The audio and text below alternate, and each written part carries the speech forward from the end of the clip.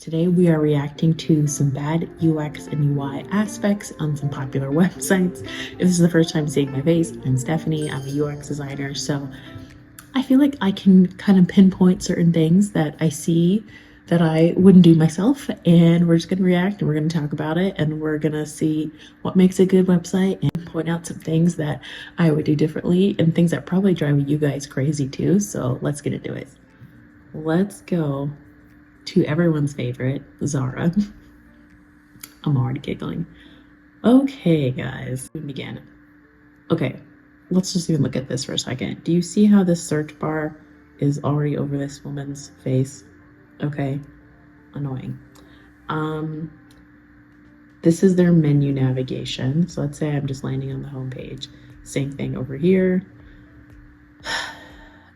This happened, that interaction happened like very quickly, and I'm like, oh, okay, this is how we're navigating. The menu is like overlaid here at the hamburger menu, so it kind of overlays over this, which, okay, not huge. What I find interesting about ZARA is that there's not like a shop all items. Like I'm under woman. Okay, that's kind of a weird way to phrase it. I can't just like shop all generally. I have to click on some things. So I'm gonna click on tops. Let's go with this. So that's another thing. Another thing is that there's literally like this one item per scroll. Same thing with this. And then this overlays over that. Like, huh?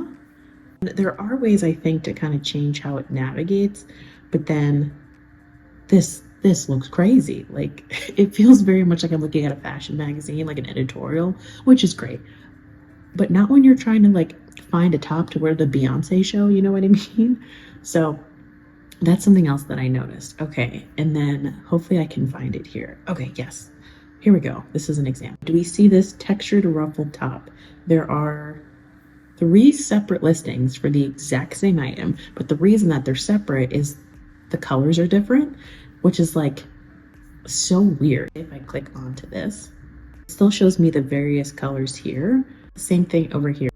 You have 5 different listings for this exact same item just because it's different colors, but then if you click on it, you can see the other colors there. So does it make sense to have multiple listings? Just another thing with ZARA. People always clown ZARA, which rightfully so. It's just like the photos are like, looking at this. Are you selling me the jacket? You're selling me the boots? You have to look down here in this small, like lightweight font. And then they've got this in here. And then also, okay, you're selling me the jacket, got it. A lot of mental load to shop this website, and it's like, do you want people to buy things? So these are just kind of like UX things. These are a lot of UX things and some UI elements too that just make for more friction when you're just trying to find a cute top to wear to the show. You know what I mean, guys? Before I get any further into some of this stuff, I just want to thank CAREERIST for sponsoring this part of the video. The reason that I bring this up now is because they focus on these kinds of things. So CAREERIST offers different programs for different ways to get into tech. They have obviously UX, UI, they've got data analytics, they've got QA, manual QA, sales engineering, system engineering, like they've got a lot of stuff. And I like that their offerings are very technical. And I like that because they're gonna get into some of this stuff straight into the nitty-gritty. Let me show you the program, specifically for the UX design program. First of all, it's 16 weeks, so about 4 months, which I think is really kind of the appropriate amount of time to really ramp up and learn some of these skills. So 16 weeks, and then they have it broken down here where you specifically can see like what sections you'll be learning and how and kind of the flow of things. What I wanted to call out though was here, the define and ideate part. A lot of this is like the user flows, the mapping, the storyboarding, but that stuff is really important before you get into like the UI. So the composition, layout, grid and stuff. If you don't have your define and ideate locked in, you're going to be creating some crazy websites like some of the ones that we're talking about here. So I love that they have this really good focus on kind of building this framework, because if you have this framework, you're going to be setting your designs up for success. So I love that they have this broken down for you. I think it's important when you're looking at boot camps that you're looking into exactly what you're learning in the curriculum and see if it's going to make sense for you, as well as make sure you're learning the things that you're going to want, that you're successful in the career that you're going to be choosing. So there is a link down in my description box that'll get you 10% off all of CAREERIST's courses. check it out below, and use CAREERIST as a way to break into tech, as a way to break it into the roles that you actually want to get. If you like this kind of stuff, and this is the kind of design stuff you want to work on, use CAREERIST as a resource. Thank you to CAREERIST for sponsoring this part of the video. Okay, next on my list is eBay, guys. There's a lot to say about eBay, but I think eBay launched in like 1995, so it's been around a long time. So there are some things that they've obviously done to sustain themselves in longevity. There's just a few things that I feel like as a shopper is incredibly overwhelming. So let's take a look. So I just typed in here, literally speakers on eBay. I clicked one of the first things I saw. JBL, first off, I'm sure this is like the name of the product, like the number. I don't know. Here I'm making things up. There should be some parameters in how long some of these titles are, because that's like already kind of jarring. Okay, next thing that's catching my eye. This part is fine. You know, can see who's like been looking at this. Ratings, great. Refurbished, awesome. Limited quality available. Okay, got it.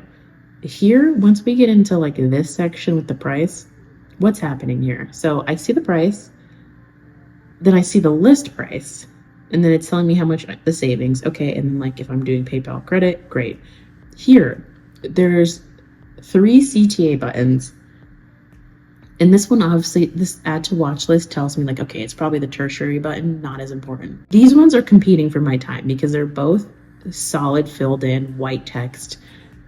I'm guessing then you're kind of going off of like, okay, since buy it now is above add to cart, maybe that's more what you want me to do. Like that's probably what they're going for. But imagine if you were colorblind, you can't really distinguish between the shades of blue. How would you know that? And those are kind of like accessibility things that like really matter. You can't just rely on color. Too many CTA buttons. The product page is just too complex. There's just like analysis paralysis. I'm looking at this and I'm like, whoa, what am I doing first? It seems minor, but these are the kind of things that build friction and don't make people come back. So that's why I'm just mentioning, like, feels like, ugh, you know what I mean? Next thing we're talking about is HULU. I use HULU for like my TV provider. I have like HULU Live, and that HULU is not inexpensive, guys. HULU is expensive. And I must say, on the web, it's a little bit better, some of the UI things. On my TV, drives me absolutely crazy, but I thought I'll keep it to the computer. There are some things that I like, but yeah, let's talk about some things with HULU. I'm also gonna put all my TV preferences out there, but you guys already know me. This is what's on live now, depending on like channels that I've clicked on. Okay, sure. Then we get into TV for me. So these are recommendations. Okay. I see why, okay, recommendation here, what's on live now, then you're doing even more recommendations. Odd. Got a little banner here, awesome, and then more recommendations, movies. Okay, finally we get to what we've been watching previously. I've been rewatching Scandal, guys. Best decision. Ready to Love, love a romance show. Watch What Happens Live, love Bravo. You know, these are the kind of things, okay?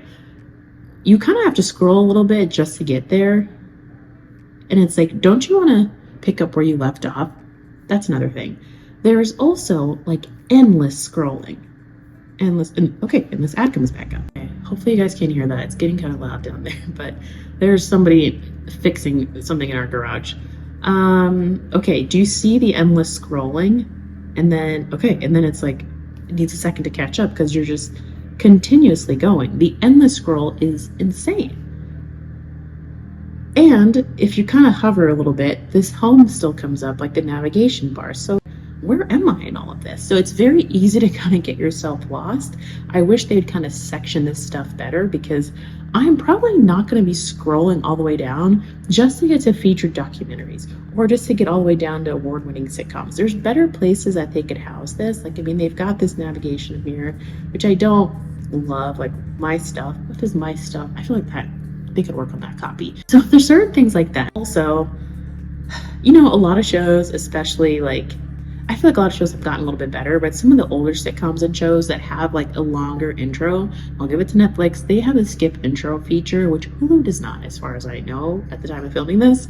So just little things like that that I feel like could be improved, especially when you're spending a good chunk of change on this kind of stuff. Like these are little things that may seem like first world problems, but I'm coming from the UX design lens and angle, so these are the kind of things that I pick up on. These are the kind of things that matter in creating a successful design. Those are just a few things that I've noticed of things that I've used, of just funny things I've seen going around online that I wanted to react to. These little things make a difference. They feel really small and really petty, but like I mentioned, as a UX designer, you're trying to create the best experience possible.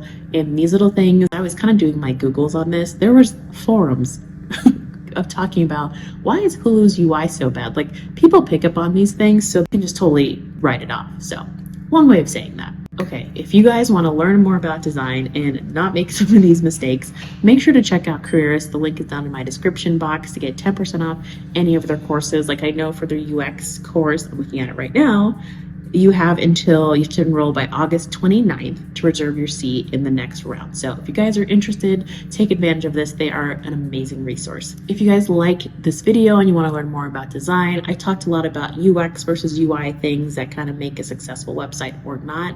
Check out this video where I kind of deep dive into the differences between the two. Take a look at that to kind of learn more about the differences between UX and UI.